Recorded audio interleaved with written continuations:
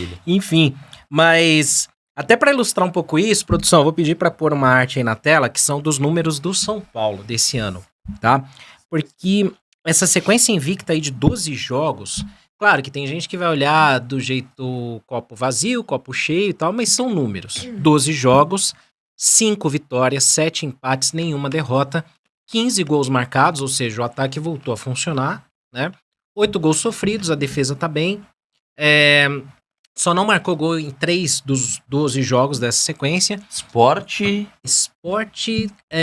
Não marcou gols contra o Botafogo, Fortaleza. né? Fortaleza. Não, Botafogo foi 2x2. Foi 2x2, desculpa. E Atlético Mineiro. Atlético Mineiro. É verdade. Sport, Fortaleza, Atlético Mineiro. Não é nessa isso aí. ordem. E não sofreu gols em 6 dos últimos 12 jogos. Então, são marcas, eu acho que a gente tem que exaltar também, né, Pri? Porque a gente já passou tanto aperto aí, uma hora era o cobertor curto, né? Cobertor curto. Uma hora a defesa tava boa e o ataque ruim, depois invertia. Agora tá um pouco mais estável, né?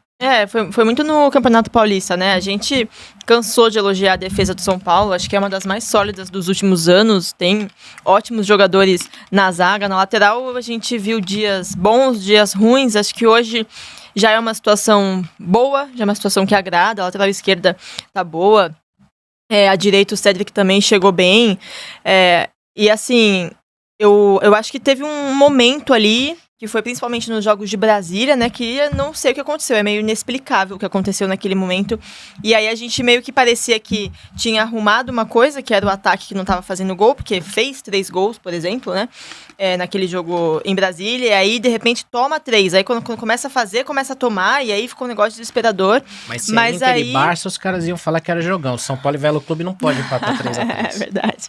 Né? Sacanagem, né? Só que aí logo se corrigiu, e eu acho que a defesa do São Paulo voltou a ser o que ela é mesmo, porque pra mim é uma ótima defesa. Eu acho que o São Paulo tem aí uma dupla de zaga que eu quase que coloco nas melhores, assim, do Brasil, quando tá com o Alan Franco e Arboleda, e muito por conta desses desfalques, até do Arboleda, o Alan Franco foi desfalque também em certo momento, opções estão sendo encontradas e estão correspondendo. Acho que o nível cai um pouco quando os dois não estão à disposição, mas também não é um negócio desesperador que a gente deita chorando na cama, sabe? Então, acho que o São Paulo recuperou uma coisa que foi construída nos últimos anos muito bem, que é a sua defesa, especialmente a sua dupla de zaga. Ou, às vezes, com o Zubeldia agora jogando com a linha de 3. Então, acho que muito dessas... Acho não. Muito desses pontos é graças à defesa do São Paulo, né? Que tá fazendo um bom trabalho. O Rafael também aqui, não tô falando dele, eu preciso muito falar dele, porque o São Paulo tem pontos, ainda que seja 1 ponto por empate, totalmente na conta do Rafael. Contra o Santos, que foram 3 pontos, totalmente na conta do Rafael também ali no final do jogo. E desde o ano passado ele vem tendo atuações muito feras. Então, assim, eu acho que a defesa do São Paulo é um dos motivos da gente poder ficar mais tranquilo, assim, sabe? De ter orgulho de ver ali o que o São Paulo construiu nos últimos anos. E o ataque é diferente, né? Porque aí não é só o ataque, é uma construção pra chegar até ele. Depende do seu adversário. São muitas coisas ali para o seu ataque ser aquele ataque fera, como a gente elogia a defesa. Mas acho que o São Paulo tá tentando encontrar esse equilíbrio entre todas as partes, passando também pelo meio-campo. E o Marcos Antônio também é uma ótima novidade nisso, né? As reposições... Acho que na zaga, né, o São Paulo tem um setor que há muito tempo a gente fala aqui.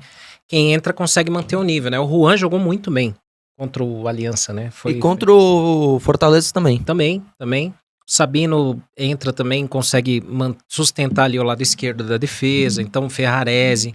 A gente tem um setor bom ali. O problema é que o São Paulo, Chacon, ele tem as lesões como desfalque. Sim. Suspensões vão ter durante o ano todo.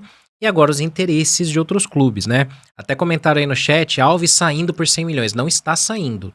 Não tem, tem um interesse, não tem nada cravado aí.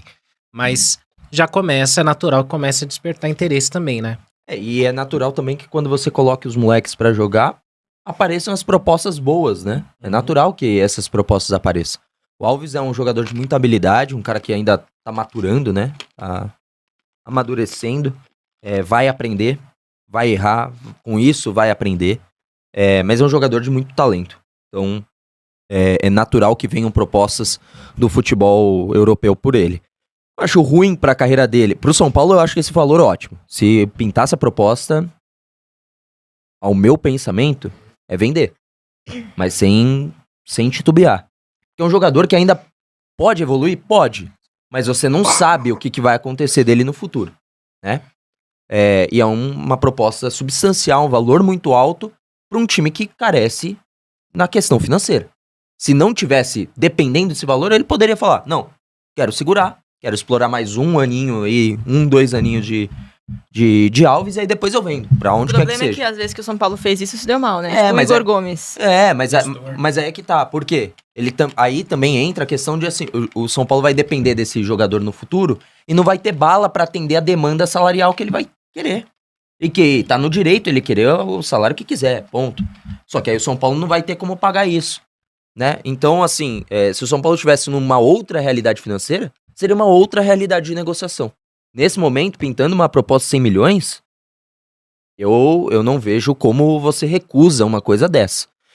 Eu fico só triste se a única proposta que chegar seja do CSKA Moscou. Não, Porque, assim, o futebol russo, ele tá... Pra ele é muito nada a ver. assim, o Diego Costa, por exemplo, ele tinha 24 anos, falei aqui no Arquibancada várias vezes, é um jogador que ele e o Nestor eu via como jogadores que estavam passando do ponto pra venda pro futebol europeu de primeiro escalão, ia sobrar isso, então, ao invés de você vender, você tem que transformar ele como um jogador do clube, aquele cara que vai, aposentar. O Diego Costa seria um bom reserva, por exemplo. Mas aí foram 40 e poucos milhões por um reserva. Aí é muita grana, é difícil. Nestor, pintou uma proposta boa também. É difícil você segurar por um reserva uma proposta boa. Mas assim, CSKA vamos imaginar, bater esse campeão do campeonato russo. Não ia pra Champions League, o cara não ia jogar Champions League, ia jogar campeonato russo e Copa da Rússia. Tipo, não sei se é um grande plano de carreira, a não sei que seja uma grana federal. O moleque tem que, fazer o pé de meia mesmo. O jogador tem mais que pintou uma proposta que dá dinheiro, tem que ir, pô. Não, e ele ponderar também isso que você falou, que é importante, né? De repente o cara vai lá, some no mercado que ele não vai jogar uma Champions.